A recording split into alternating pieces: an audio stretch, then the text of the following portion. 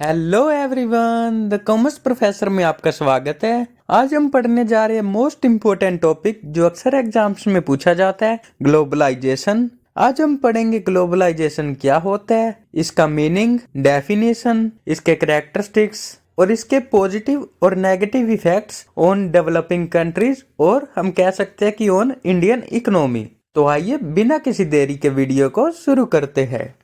तो सबसे पहले हम पढ़ते हैं कि ग्लोबलाइजेशन होती क्या है। ग्लोबलाइजेशन होती है जब दुनिया के अलग अलग देश अपने गुड्स, सर्विसेज, आइडियाज, कल्चर और टेक्नोलॉजी को एक दूसरे के साथ एक्सचेंज करते हैं। ग्लोबलाइजेशन की वजह से ही आज हम इटालियन पिज्जा, चाइनीज नूडल्स और कोरियन ड्रामास जैसे चीजों का मजा ले रहे हैं। ग्लोबलाइजेशन दुनिया भर के देशों और कल्चर्स को एक दूसरे से कनेक्ट करता है, जिसकी वजह से हम अलग अलग देशों की चीजें एंजॉय कर सकते हैं। अगर ग्लोबलाइजेशन ना होता तो शायद हम इंटरनेशनल डिशेस जैसे इटालियन पिज्जा और चाइनीज नूडल्स या फैशन और मीडिया जैसे कोरियन ड्रामास के बारे में कभी जान ही ना पाते। हमारी लाइफ सिर्फ लोकल चीजों तक ही सीमित रह जाती और दुनिया भर के यूनिक फ्लेवर्स, स्टाइल्स और एंटरटेनमेंट से हम दूर ही रहते। तो इससे हम समझ सकते हैं कि ग्लोबलाइजेशन कितना जरूरी है हमारे लिए। ग्लोबलाइजेशन सिर्फ देशों को ही पास नहीं लाता बल्कि इकोनॉमिक ग्रोथ को भी प्रमोट करता है,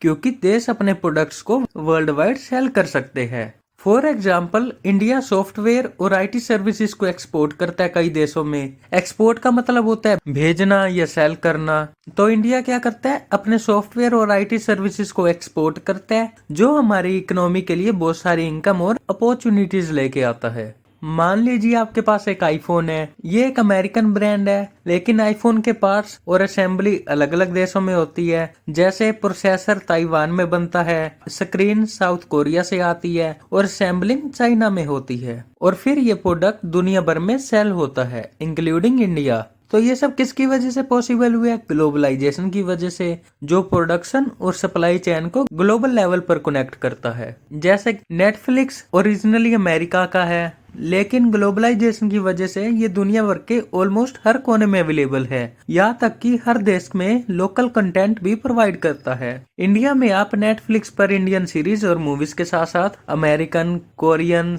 और स्पेनिश शोज भी देख सकते हो। ये कल्चरल एक्सचेंज भी ग्लोबलाइजेशन का एक हिस्सा है। सो अब आपको ग्लोबलाइजेशन का मीनिंग पता लग गया होगा कि ग्लोबलाइजेशन क्या होती है। ग्लोबलाइजेशन होती है जब अलग अलग देश अपने गुड्स, सर्विसेज, आइडियाज, कल्चर और टेक्नोलॉजी को एक दूसरे के साथ एक्सचेंज करते हैं। अब हम देखते हैं ग्लोबलाइजेशन की definition. Globalization is a process where different countries around the world freely exchange goods, services, technology, idea and culture with each other. This process creates an interconnected and interdependent network where national borders become less significant, allowing resources, products and information to be shared easily across the globe. मतलब कि globalisation एक ऐसा process है जिसमें दुनिया के अलग अलग देश अपने गुड्स, सर्विसेज, टेक्नोलॉजी, आइडियाज और कल्चर को एक दूसरे के साथ फ्रीली एक्सचेंज करते हैं। इस प्रोसेस से दुनिया एक इंटरकनेक्टेड और इंडिपेंडेंट नेटवर्क की तरह काम करती है, जिसमें बॉर्डर्स की इंपॉर्टेंस कम हो जाती है और रिसोर्सेज, प्रोडक्ट्स और इंफॉर्मेशन इजीली शेयर की जा सकती है। बॉर्डर्स की इंपॉर्टेंस कम होने से हमारा मतलब है कि हम इजिली दूसरी कंट्रीज के साथ भी ट्रेड कर सकते हैं। अब हम पढ़ते हैं ग्लोबलाइजेशन के कुछ फीचर्स एंड कैरेक्टरिस्टिक्स। तो सबसे पहला फीचर है global integration of markets. Globalisation से दुनिया भर की इकोनॉमीज और मार्केट्स आपस में जुड़ी होती है, जिससे कंपनीज इंटरनेशनल ट्रेड कर सकती है। जैसे हमने पीछे एप्पल का एग्जाम्पल पढ़ा था, एप्पल अपने प्रोडक्ट्स के पार्ट अलग अलग देशों में बनवाता है, जैसे प्रोसीजर ताइवान में, स्क्रीन साउथ कोरिया में और फाइनल प्रोडक्ट चाइना में असेंबल करके दुनिया भर में बेचता है।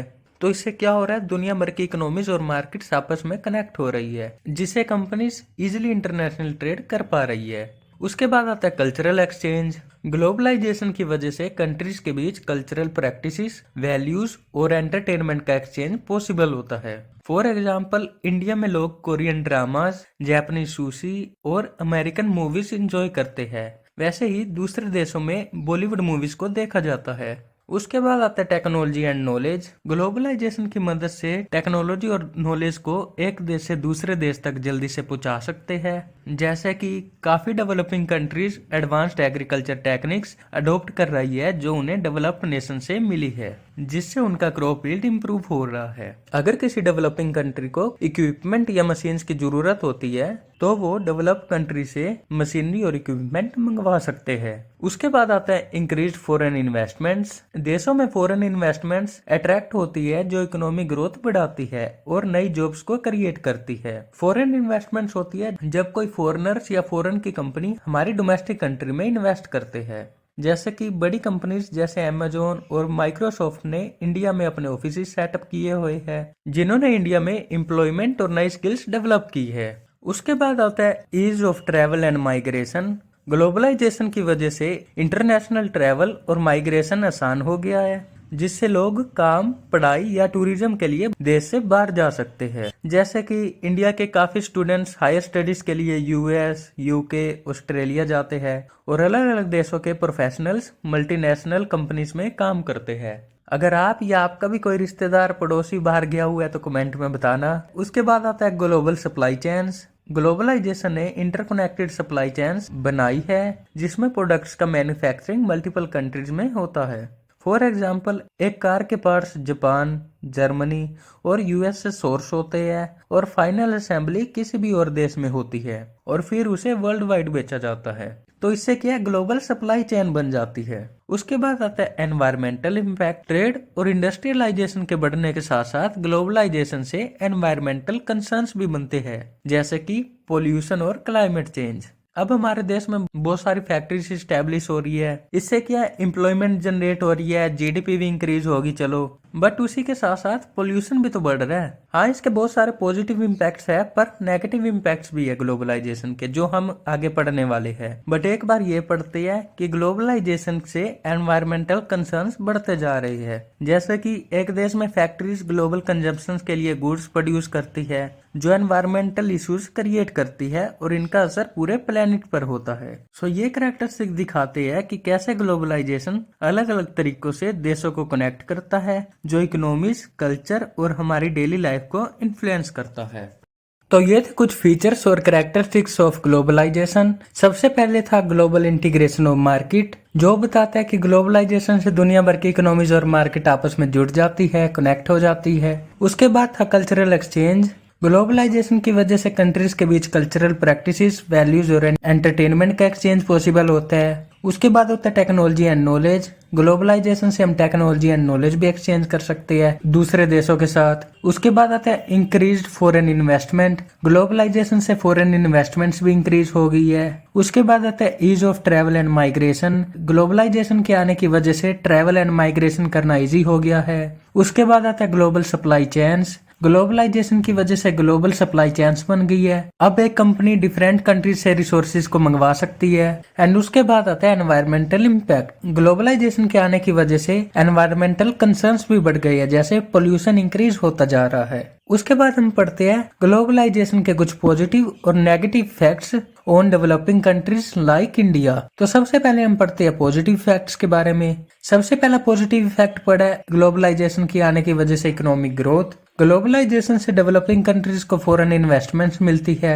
जो उनकी इकोनॉमी को बूस्ट करती है और इसकी वजह से इंफ्रास्ट्रक्चर डेवलप हो रहा है, फैक्ट्रीज आ रही है और न्यू बिजनेस स्टार्ट हो रहे हैं। फॉर एग्जांपल, इंडिया में आईटी सेक्टर का बूम ग्लोबलाइजेशन की वजह से हुआ है, जिसने मिलियंस ऑफ जॉब्स क्रिएट की है और इकोनॉमी को ग्रो करने में मदद की है। उसके बाद आता है access to advance technology. Globalisation की वजह से डेवलपिंग कंट्रीज को नई टेक्नोलॉजीज मिलती है जो उनकी इंडस्ट्रीज और एग्रीकल्चर को इम्प्रूव करने में हेल्प करती है। जैसे इंडियन फार्मर्स नए इरिगेशन टेक्निक्स और मॉडर्न फार्मिंग इक्विपमेंट्स को अडॉप्ट कर रहे हैं, जिससे उनकी प्रोडक्टिविटी बढ़ती है। उसके बाद आता है improved standard of living. Globalisation की वजह से लोगों की इनकम बढ़ रही है, जिससे उनका स्टैंडर्ड ऑफ लिविंग भी इम्प्रूव हुआ है। लोगों को अच्छी एजुकेशन, हेल्थ केयर और लाइफस्टाइल ऑप्शंस मिलने लगे हैं, जैसे कि अर्बन एरियाज में मॉल्स, इंटरनेशनल ब्रांड्स और बेटर फैसिलिटीज ग्लोबलाइजेशन के कारण ही अवेलेबल हुई है। उसके बाद आता है कल्चरल एक्सचेंज। ग्लोबलाइजेशन से लोग अलग अलग कल्चर्स को समझने लगे हैं और उनकी चीजें एंजॉय करने लगे हैं, जैसे फूड्स, मूवीज, म्यूजिक और fashion trends. For example, India में लोग इंटरनेशनल क्यूजन्स जैसे सुशी और मैक्सिकन फूड एंजॉय करते हैं और फॉरेन मूवीज और सीरीज देखते हैं। उसके बाद अब हम बात करते हैं नेगेटिव इफेक्ट्स की, कि ग्लोबलाइजेशन के आने से कौन कौन से नेगेटिव इफेक्ट पड़े हैं डेवलपिंग कंट्रीज पे। तो सबसे पहले आता है इनकम इनइक्वालिटी। ग्लोबलाइजेशन से रिच और पुअर के बीच में गैप बढ़ सकता है। ज्यादातर बेनिफिट्स बड़ी सिटीज और इलाइट क्लास को मिलते हैं, जबकि रूरल एरियाज और पुअर पॉपुलेशन उतने बेनिफिट नहीं ले पाते। जैसे कि अर्बन एरियाज तो फास्ट ग्रो कर रहे हैं, पर उसके मुकाबले रूरल एरियाज के लोग अभी भी बेसिक चीज से दूर है। रूरल एरियाज वैसे ग्रो नहीं कर रहे जैसे अर्बन एरियाज कर रहे हैं। उसके बाद आता है job loss in traditional sector. Globalisation से फॉरेन गुड्स की अवेलेबिलिटी बढ़ने से ट्रेडिशनल इंडस्ट्रीज को नुकसान पहुंचा है, जैसे कि इंडियन हैंडलूम इंडस्ट्री को मास प्रोड्यूस्ड इंपोर्टेड क्लोथ्स की वजह से लॉस झेलना पड़ा है। उसके बाद आता है कल्चरल इरोजन। ग्लोबलाइजेशन से लोकल कल्चर और ट्रेडिशंस खत्म होते जा रहे हैं, क्योंकि लोग वेस्टर्न कल्चर को अडॉप्ट करने लगे हैं। जैसे कि यूथ जनरेशन अपनी ट्रेडिशनल वैल्यूज और लैंग्वेज को भूलती जा रही है और वेस्टर्न लाइफस्टाइल प्रेफर करती है। उसके बाद आता है dependency on foreign countries. Developing countries foreign technology और इन्वेस्टमेंट पर हैविली डिपेंड होती जा रही है, जो उनकी इकोनॉमिक इंडिपेंडेंस को अफेक्ट कर सकती है। फॉर एग्जाम्पल, इंडिया को डिफेंस और टेक्नोलॉजी इंपोर्ट करने के लिए डेवलप कंट्रीज पर डिपेंडेंट होना पड़ता है। तो ये थे कुछ पॉजिटिव और negative effects of globalization on developing countries like India. So ये था हमारा आज का टॉपिक। आई होप आपको ये वीडियो यूजफुल लगी होगी। अगर आपको ये वीडियो यूजफुल लगी तो इस वीडियो को लाइक करना मत भूलिएगा, अपने दोस्तों के साथ शेयर कीजिएगा, कमेंट में अपना फीडबैक बताइएगा। और अगर आप कॉमर्स बैकग्राउंड से है और ऐसी और वीडियोस देखना चाहते हैं तो इस चैनल को सब्सक्राइब करना मत भूलिएगा। जल्द मिलेंगे आपको किसी नई वीडियो के साथ, तब तक के लिए थैंक यू।